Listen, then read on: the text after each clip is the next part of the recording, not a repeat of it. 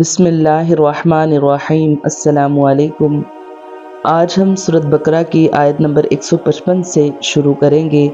وَلَنَبْلُوَنَّكُمْ بِالشَّيْءٍ مِّنَ الْخَوْفِ وَالْجُوعِ وَنَقْصٍ مِّنَ الْأَمْوَالِ وَالْأَنفُسِ وَالثَّمَرَاتِ وَبَشِّرِ الصَّابِرِينَ الَّذِينَ إِذَا أَصَابَتْهُم مُّصِيبَةٌ قَالُوا إِنَّا لِلَّهِ وَإِنَّا إِلَيْهِ رَاجِعُونَ أولئك عليهم صلوات من ربهم ورحمة وأولئك هم المهتدون إن الصفا والمروة من شعائر الله فمن حج البيت أو اعتمر فلا جناح عليه أن يطوف بهما ومن تطوع خيرا فإن الله شاكر عليم۔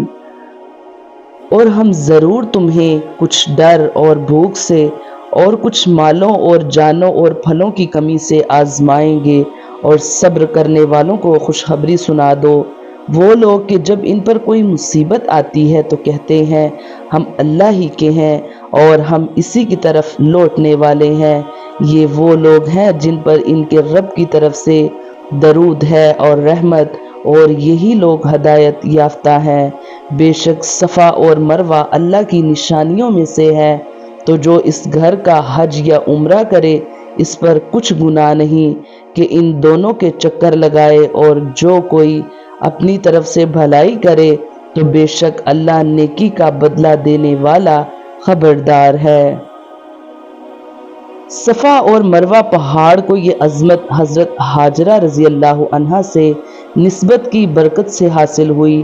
اس سے معلوم ہوا کہ صالحین سے نسبت رکھنے والی چیز عظمت والی ہو جاتی ہے۔ ان الذين يكتمون ما انزلنا من البينات والهدى من بعد ما بيناه للناس في الكتاب اولئك يلعنهم الله ويلعنهم اللاعنون الا الذين تابوا واصلحوا وبينوا فاولئك اتوب عليهم وانا التواب الرحيم ان الذين كفروا وماتوا وهم كفار أولئك عليهم لعنة الله والملائكة والناس أجمعين خالدين فيها لا يخفف عنهم العذاب ولا هم ينظرون وإلهكم إله واحد لا إله إلا هو الرحمن الرحيم۔ بے شک وہ لوگ جو ہماری اتاری ہوئی روشن باتوں اور ہدایت کو چھپاتے ہیں، حالانکہ ہم نے اسے لوگوں کے لیے کتاب میں واضح فرما دیا ہے، تو ان پر اللہ لعنت فرماتا ہے اور لعنت کرنے والے ان پر لعنت کرتے ہیں، مگر وہ لوگ جو توبہ کریں اور اصلاح کر لیں اور چھپی ہوئی باتوں کو ظاہر کر دیں تو میں ان کی توبہ قبول فرماؤں گا، اور میں ہی بڑا توبہ قبول فرمانے والا اور مہربان ہوں۔ بے شک وہ لوگ جنہوں نے کفر کیا اور کافر ہی مرے، ان پر اللہ اور فرشتوں اور انسانوں کی سب کی لعنت ہے، وہ ہمیشہ اس میں رہیں گے، ان پر سے عذاب ہلکا نہ کیا جائے گا اور نہ انہیں مہلت دی جائے گی، اور تمہارا معبود ایک معبود ہے، اس کے سوا کوئی معبود نہیں، بڑی رحمت والا مہربان ہے۔ دینی مسائل کو چھپانا گناہ ہے، اس طرح کے ضرورت کے وقت بتائے نہ جائیں یا اس طرح کے غلط بتائے جائیں، بلکہ غلط بتانے پر تو بہت سخت وعید ہے۔ فی زمانہ غلط مسائل بیان کرنے والوں اور قرآن و حدیث کی غلط تشریحات و توضیحات کرنے والوں کی کمی نہیں، اور یہ سب مذکورہ آیت کی وعید میں داخل ہیں۔ عربی لفظ کفار کافر کی جمع ہے۔ مرتے وقت ایمان کی دولت سے محروم رہ جانا سب سے بڑی بدبختی ہے، اور اس وقت ایمان کا سلامت رہ جانا بہت بڑی سعادت ہے۔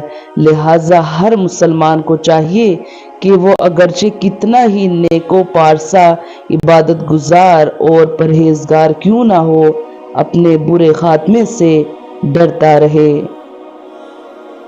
ان فی خلق السماوات والارض واختلاف اللیل والنہار والفلک التي تجری فی البحر بما ينفع الناس وما انزل اللہ من السماء من ماء فأحيا به الأرض بعد موتها وبث فيها من كل دابة وتسريف الرياح والسحاب المسخر بين السماء والأرض لآيات لقوم يعقلون۔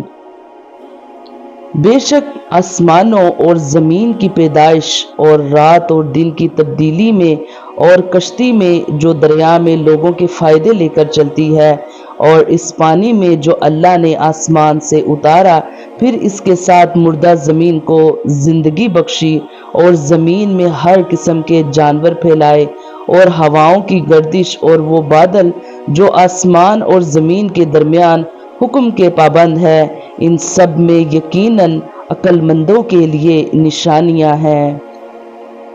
اس آیت میں بیان کی گئی چیزوں میں ہر ایک پر جداگانہ غور و فکر کریں تو اللہ تعالیٰ کی قدرت کے ایسے حیرت انگیز کرشمے نظر آتے ہیں کہ عقل دنگ رہ جاتی ہے۔